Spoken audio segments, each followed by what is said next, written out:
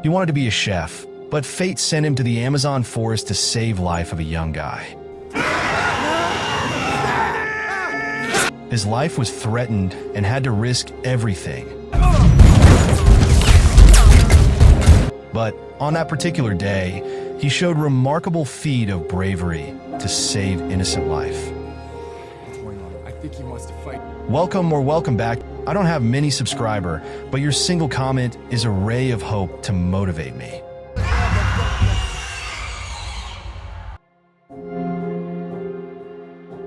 The movie kicks off with Beck, a tough-as-nails bounty hunter who's really just trying to pay the bills and maybe open up a nice little restaurant someday. He's what you call a retrieval expert, which is just a fancy way of saying he collects debts for a guy named Billy Walker. Beck's first job of the day: head to a nightclub and grab a championship ring from a football player named Brian Knapp. The ring is collateral until Brian coughs up what he owes. Beck strolls into the club, but instead of getting the ring, he gets a nice shower of alcohol, courtesy of Brian, who's clearly never heard of respecting personal space. As the crowd laughs, Brian tells Beck to take a hike. So, what does Beck do? He steps away, but not to cry in the bathroom. Nope, he calls his boss, Walker, asking if they can try this another night because, well, the whole football team is there, and he'd prefer not to ruin their season. Walker, being the ever-understanding boss, tells him to suck it up and get the job done. Beck returns to Brian's table, all business. He lays out two options: give up the ring nicely or have it pried off by force. Brian, never one to back down from a challenge, picks option B, cue the brawl. Beck, who's basically a human wrecking ball, starts taking down Brian's buddies one by one, even busting out his signature wrestling move, the rock bottom. After clearing out the riffraff, Beck calmly takes the ring off Brian's finger and leaves the club like it's just another day at the office. But the universe has other plans. Beck barely makes it out the door before getting ambushed by one of Walker's other goons, who steals the ring from him. Fuming, Beck drives to Walker's house and tells him he's had enough of this life. He's ready to hang up his bounty hunting boots. But Walker, ever the smooth talker, convinces him to take on one last job. Head down to a small town in Brazil and bring back Walker's son, Travis, who's gotten himself into a bit of a mess. The reward? Enough cash to finally open that dream restaurant. Reluctantly, Beck agrees because, hey, who wouldn't want to trade in roughing up football players for flipping burgers? Beck hops on a plane with his pilot and guide, Declan. Somehow, they manage to land safe. Is that duct tape? Alright.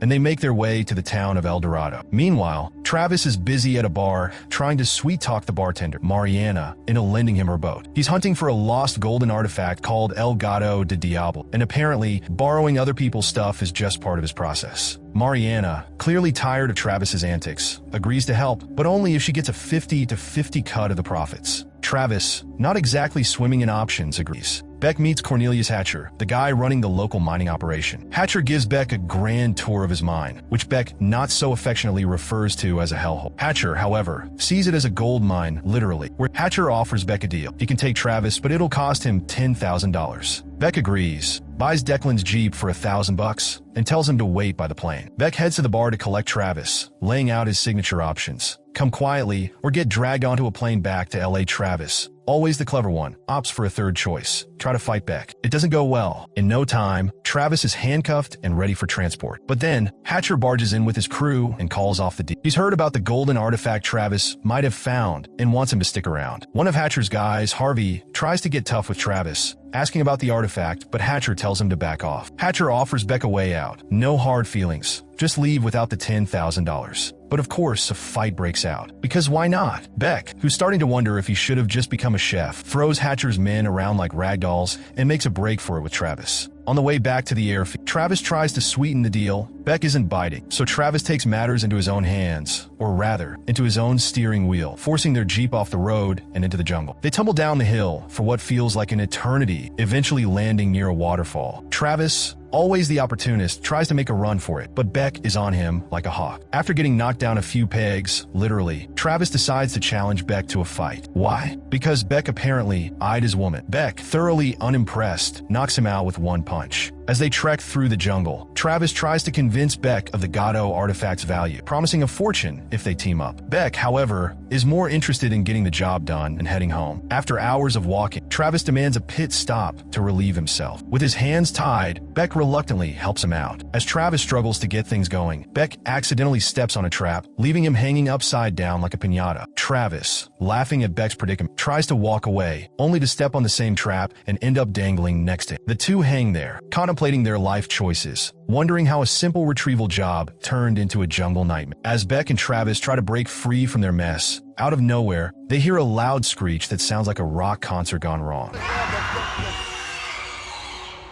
Suddenly, a bunch of angry monkeys swings in like they're in a jungle-themed circus. Just when it seems like it's all fun and games, a gunshot from some rebels sends the monkeys scattering like they're late for a party. The duo finds themselves taken captive by the local rebels. Travis, being the smooth talker he is, starts speaking Portuguese to convince the rebels that Beck is a Hatcher henchman sent to take them out. A massive brawl breaks out with 10 rebels, and after some wild moves, Beck manages to take charge until Mariana shows up. She's the rebel boss and has her sights set on Travis because she believes the Gato will help the locals escape Hatcher's grip. Then, as if things weren't crazy enough, Hatcher storms the camp, taking out a bunch of rebels like it's a video game. So, Beck, Travis, and Mariana hop on a boat to escape. Beck strikes a deal with Mariana. Travis will lead them to the Gato in exchange for her help to get out of the jungle and find the airfield. Travis isn't exactly thrilled, but doesn't have much choice, so he reluctantly agrees to lead the way. After a long trek through the jungle, complete with random wildlife encounters and questionable decisions, Travis brings them to a hidden cave behind a waterfall. They snag the Gato just as the cave starts collapsing around them. Talk about a close call. On their way back, Mariana scolds Travis for wanting to sell the Gato, but he insists he's not a bad guy. He just wanted to donate it to a museum. You right? Mariana pulls a fast one and gives the unsuspecting guy some con lobos, a fruit that's as toxic as it sounds. Within minutes, they're paralyzed and can't move, leaving Mariana to tell Beck which way the airfield is. She leaves them with a little fire to keep the animals away. "Good luck, boys," she says as she walks off like it's no big deal. The next morning, our heroes wake up to a loud monkey chorus that sounds like they're auditioning for a new band. Beck, feeling feisty, lets out a scream that would make any horror movie proud and manages to scare the monkeys off. He then drags Travis toward the airfield, but right as they're about to board, Declan the pilot drops a bomb. Mariana got captured by Hatcher and is probably in deep trouble. Beck feels a pull to help her out since they made a deal,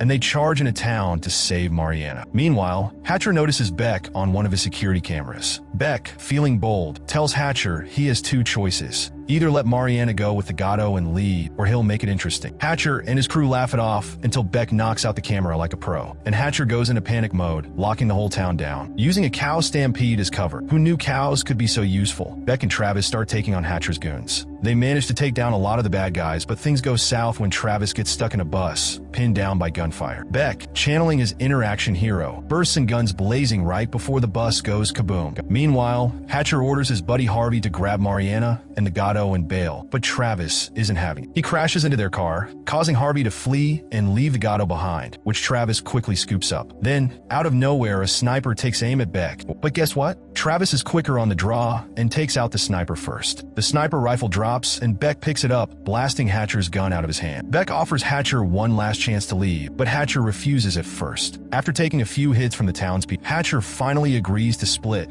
He eventually bleeds out from his injuries. Mariana thanks Beck, but they both feel they've lost what they truly wanted, Travis and the Gato, who they think has vanished. Just then, out of nowhere, Travis shows up, handing the Gato to Mariana before dashing off with Beck. Beck knows he's got to take Travis back to the States. When they drop him off, his dad greets him with some classic abuse right at the door. What a warm welcome. Beck tries to lighten the mood by suggesting a celebration and gives Travis's dad and his crew some con lobos. As they're knocked out, Beck uncuffs Travis, and the two escape together, with Travis continuing to joke and annoy Beck.